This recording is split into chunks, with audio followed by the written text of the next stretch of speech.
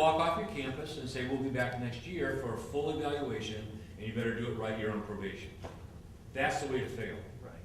But if you take a look at your program and you report what you see, and again, I would say don't try and gloss over. One of the things we've noticed is that people figured out that they're going to get a recommendation in a standard if they put 2s. Okay? Remember back where you make the rating?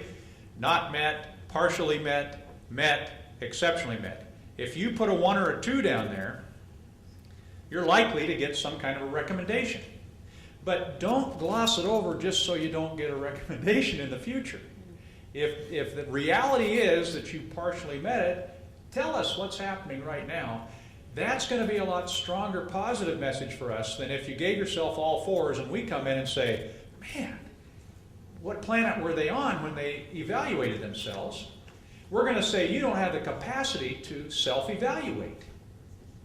So it's more important to say what's happening. If you've got a wart, tell us about it before we get there. We'll find it anyway. And you look stronger for being able to say, here's the areas we're working on, and you can write an action plan for those areas and beat us to the punch of writing a recommendation. Then our recommendation is, follow your action plan related to this standard. And that's an affirmation for you, kind of a backhanded recommendation. It's a way to say, hey, you figured it out yourself, just go get it done. There was a question in the back. If I'm in the process of doing my evaluation and I have a strategic plan for my school, can I use that instead of doing an action plan? Okay, the question is, can you use a strategic plan for your school in place of school-wide improvement action plans? I would say yes. If it's comprehensive, you might add a school-wide improvement action plan to that if you haven't been totally comprehensive, or if your strategic plan is a year or 2 old. Again, follow what the study committees and the coordinating committee find. You may find some gaps in your strategic plan as you go through the self-study process. I would say, if you've got a comprehensive school-wide strategic plan, for me, I would accept that for action plans, but if I find some other areas you missed, I might recommend that you write an additional action plan in those areas as a visiting committee member.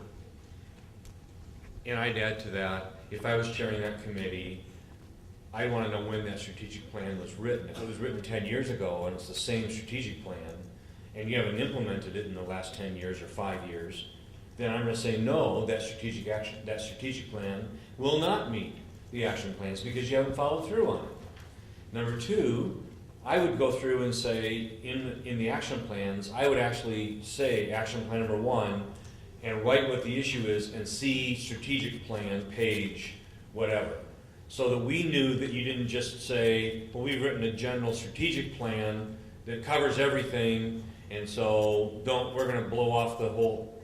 You know what your issues are. There's going to be key issues. We, as the committee, we're going to find those key issues, and if you've identified those in a statement and tell us where to look in the strategic plan, that's a stronger stance than just say, here's my strategic plan, I'm not worrying about any action plans.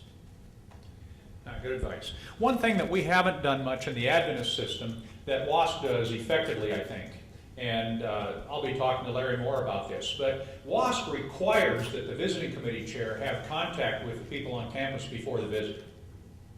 And actually, in WASP, the visiting committee chair visits the campus during the self-study process and provides some input to them. Now, we've done a really good, end up having to call. It'd be great if I got a call from the principal 6 months ahead and said, hey, we're excited you're coming. We're working on our self-study. We think our target date for being done is this. If you're coming by, come by and we'll show you what we've got so far. Those kinds of things, that openness is going to make a difference when I get to your campus. So again, a way to interact with your visiting committee is through the chair ahead of time. If you have any questions about the process, that's a good person to talk to because they're the ones that are going to lead the group that looks at your self-study. Another question? I just have a quick question on the instrument itself. First of all, I've been through several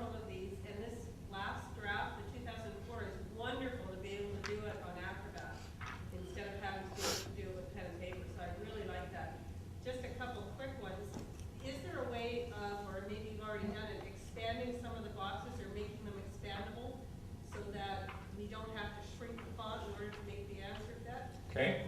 The comment was that they like the PDF format. We debated that a long time. And we decided on PDF because of the printing problems. With Word, every printer does it differently and the pagination gets fouled up and all that. So we went to the PDF format. As I mentioned, the first draft had only small boxes on some of the standards. We've since added a whole page, a full page behind that. Now maybe if you need more than that, you'll have to just add a page. Yeah, no, I don't mean that. I mean some of the tables. Oh, They're standard size, like the professional growth part for staff, they don't expand. Yeah, and we've addressed that problem.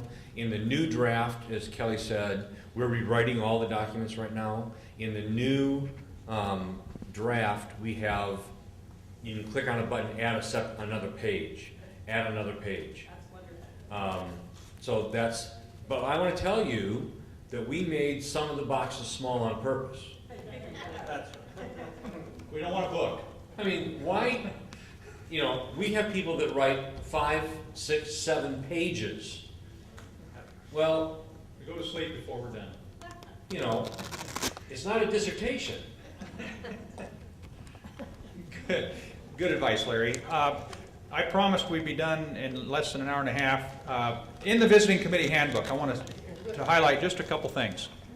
In the visiting committee handbook, there's some information about action plans and what happens with those. It talks about membership of the visiting committee. I mentioned that before. There are some writing tips in there. And if you're ever asked to be on a visiting committee, there are writing tips that will help you to write recommendations. Some chairs want you to begin pre-writing before you get to the campus. I'm not a big one on that. I don't like it when, I guess it's that story I told you, where we wrote a commendation, they wrote one, so on. I repulsed by that. And so I typically tell my committee, let's wait till we get there and verify these. But some chairs want you to do some writing ahead of time, some good tips on how to do that. The terms, we've talked about the terms, and I want to briefly mention the terms on page 22 of the visiting committee handbook, and page 23 are the summary of the terms. There's a 6-year term with a progress report. That's the best term you can get. You write progress reports, I believe, in the 2nd and 4th years. If you are an exemplary school, you're going to get 6 with a 6 PR, which is with progress reports. Nobody comes back. You have the capacity to run your school with 2 progress reports during the term. The most common term that schools get is a 6-year term with an interim review. You'll get a 6-year with annual written progress reports that are sent to your conference office and the NAD, and an on-site review by 2 or more persons in the elementary or 3 or more persons in the secondary in the 2nd or 3rd year to validate your written progress report and so on. So the most common term that's given is a 6IR. Then there's a partial 6-year term. There are 2 of those, a P6-2, partial 6 2-year, and partial 6 3-year. And those the term is still 6 years, but your school was not judged to have the capacity to make it for 6 years, and so there's a visit that happens in the 2nd or 3rd year that requires some additional preparation on your part. The other terms are probation and accreditation denied. The next page has a summary of that. That's what you'd see when you get your final copy. There are some surveys that I skipped over in the self-study.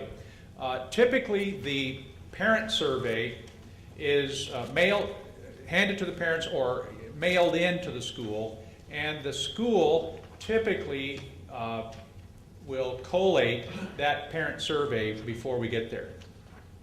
The student survey often is returned in sealed envelopes. Sometimes both surveys are returned in sealed envelopes, and we collate those studies after we get there. More and more frequently, schools are sending those surveys or having a pre-printed envelope that goes to the conference office. And the conference office will have a staff collate those surveys and put them together for us. And typically what we're looking for is all of the comments that were made and a summary of the rating scales that were made on those surveys. And if you can get your conference to do that, I think it's a great service to the committee. By the time the visiting committee comes, they don't have to wade through all those surveys and compile a report. But the other side of it is sometimes in small schools you won't get a very good return on your parent surveys if they think you can read their handwriting. when it comes in. And so it's good to provide some security for people to make candid comments by having them collated by someone off campus. I wouldn't be opposed if a school said to me, we'd like to send you our surveys ahead of time as the visiting committee chair.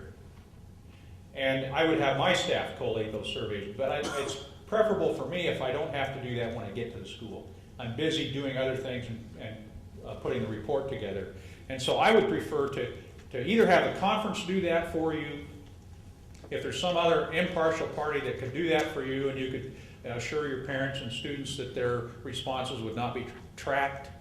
What we want to do is get candid responses from your parents and your students. And so whatever you can do to get that done, that would help us a lot. Again, checklists for all these groups throughout all the documents. We've tried our best to provide instructions that will help you minimize the anxiety that comes with this process. We do believe strongly in self-evaluation and a validation of that by an external group. And so that's the basis of our accreditation program. Hey, thanks for your patience. Are there any other questions? I guess I wouldn't want to short circuit another question. We're almost out of time, and Larry had some other things he'd like to do too, but I wouldn't want to stop a question if you have one. Thanks again for your kind attention, and we'll assume you'll all get a 6 IR. Let me talk about the small school firm. Hello? Hello? Let me talk about the small school document just for a minute. I mean, eventually we're going to try to parallel some of those things through all the documents so that you can use those same things throughout the documents. One other thing that I would add, it doesn't happen, well, it happens more than we'd like it to happen, and that's a request for extension. It does not reflect well on your school if you need to request an extension. Again, we're in a continuous improvement model, annual progress reports. If you're doing a good job with those annual progress reports, the site visit shouldn't be a major problem. You've been updating your school-wide improvement action plans all the way through the term. You may have even written some more halfway through. You may have finished one or two and have written some new ones. That's a strength. If you say to the next visiting committee, we finished these two and we've written 2 more and we're working on them now, that's a great sign to the visiting committee that you're continuously improving your program. But the most common reason we get a request for an extension is that there's a new principal. And we just don't like to see those. I would like you to take a look at this. Say, I'm a new principal. This is a great opportunity for me to get acquainted with my whole community. I'm going to have board members in here. I'm going to have parents in here. I'm going to get acquainted with my faculty because we're united around a project. It's a great way to get acquainted with a new community if you're a new principal. And so I would suggest that you take that as a challenge rather than a problem, and gear up and write a study and just take that as an opportunity to get acquainted. And the only time we're really going to look favorably on an extension request is if 3/4 of the staff left, the school burned down last year, and you got a new principal. Then we're going to say, oh, well, yeah, they've got some other things they need to think about, rather than an evaluation visit this year. 2 extra weeks. What's that? 2 extra weeks. Yeah, we'll give you 2 extra weeks. No, but, a new principal is not a reason to delay a visit. You've got faculty that have been there for a while. They can assist the principal in getting through this. There's not a lot of stuff that requires ancient history to get done. And so we'd encourage you to just gear up and do it. Even if you're thinking about an extension, think about something else. We're actually developing right now an extension form in which you have to have it approved by the conference office and the union office for academies.